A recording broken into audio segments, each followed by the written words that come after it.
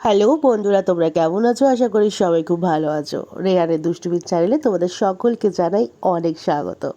এখন কুটু সকালবেলা সাজুগুজু করে বসে বসে বসে ফোন দেখছে।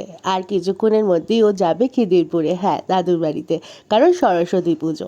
তো আমরা এখন ওই বাড়ি যাব। আর একটা কথা বলি, আমার আর কুটুসের দুজনেরই প্রচণ্ড শরীরটা খারাপ। আর তোমরা আমার গলা শুনেই বুঝতে পারছো যে আমার শরীরটা কতটা খারাপ।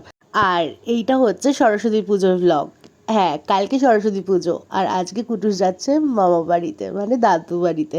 আর একটা কথা তোমাদের সাথে শেয়ার করি, আমরা ছিলাম না, আমরা ঘুরতে গেছিলাম। কোথায় গেছিলাম সেটা তোমরা দেখতেই পারবে, তোমাদের তো সবটাই আমি দেখাবো।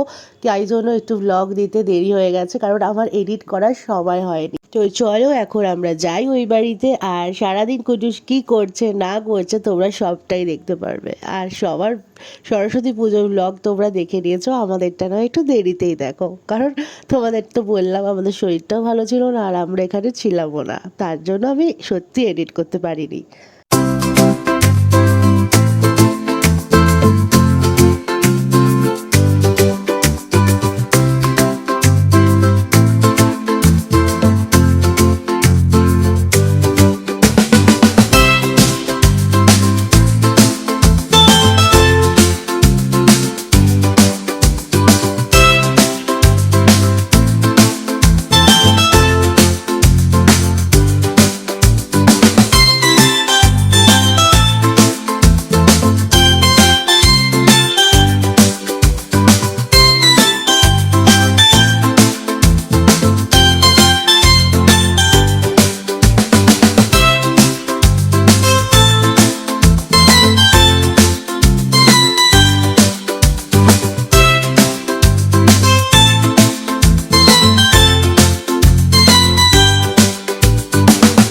এখন আমরা চলে এসেছি, আর মামা প্রতিবারের মতো এবারেও বাইরে দাঁড়িয়ে অপেক্ষা করছিল আমরা কখন আসবার। কুটুস এইভাবে হাসছে কেন বলো তো? আমাদের বাড়ির যে গণেশ ঠাকুরটা আছে না, সেটাকে কুটুস খুব ভালোবাসে।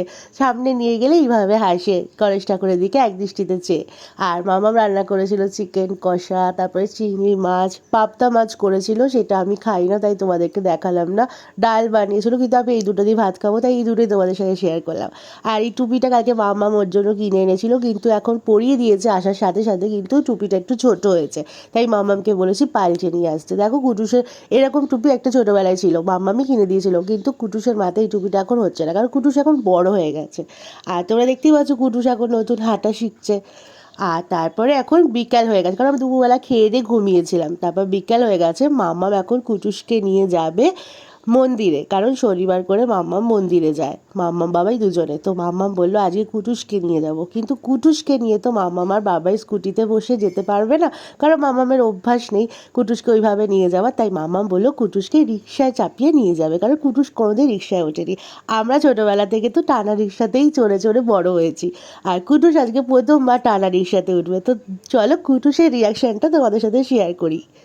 আর হ্যাঁ, তার আগে একটা কথা বলি, আগে না যখন আমরা ছোট ছিলাম তখন আমাদের বাড়ির সামনে রিক্সা স্ট্যান্ড ছিল, তখন অনেক রিক্সা দাঁড়িয়ে থাকতো। এখন আমি যখন খিদিরপুরে আসি না, দেখতেই পাই না টানা রিক্সা, চোখেই দেখা যায় না। একটা কি দুটো, তাও সেটা খিদিরপুর মোড়ে দাঁড়িয়ে থাকে। আর বাবাই কি করেছিল জানো, রিক্সাকে একদম খিদিরপুর মোড় থেকে টেনে নিয়ে এসেছিল বাড়ির সামনে। তারপরে সেই রিক্সাতে উঠে কুটুস গেছিল মাম্মাম বাবার সাথে মন্দিরে, বাবাই গেছিলো স্কুটি করে পেছন পেছন, আর মাম্মাম ওকে নিয়ে গেছিলো রিক্সা করে মন্দিরে। তারপরে ওরা নাকি রিক্সা করে অনেক ঘুরেছে, মানে খিদিরপুরের অনেকগুলো ঠাকুর দেখেছে, কারণ কালকে সরস্বতী পুজো, আজকে তো সব প্যান্ডেলেই ঠাকুর চলে এসছে। মাম্মাম নাকি ওকে রিক্সা করে পুরো খিদিরপুর ঘুরিয়েছে। তোমরা সেটা দেখতে পারবে কিছুক্ষণের মধ্যে।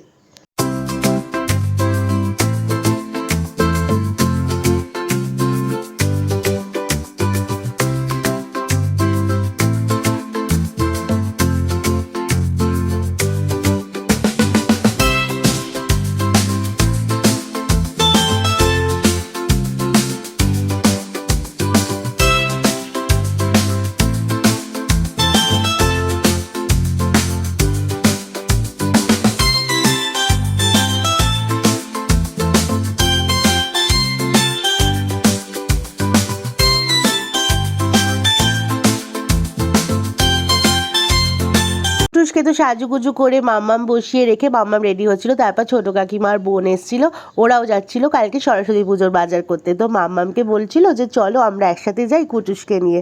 তারপর মাম্মাম বললো যে কুটুসকে নিয়ে আমি একটু রিক্সা করে যাব, তাই ওর দাদু রিক্সা আনতে গেছে, তো চল তোরা একসাথেই যাব সবাই মিলে, তোরাও একটা রিক্সায় উঠে যাবি। তো আমরাও, তারপর ওরা রিক্সা পায়নি তাই কাকিমার বোন হেঁটে হেঁটেই গেছিলো, আর কুটুসের দিয়ার সাথে মানে মাম্মামের সাথে রিক্সা করে গেছিলো।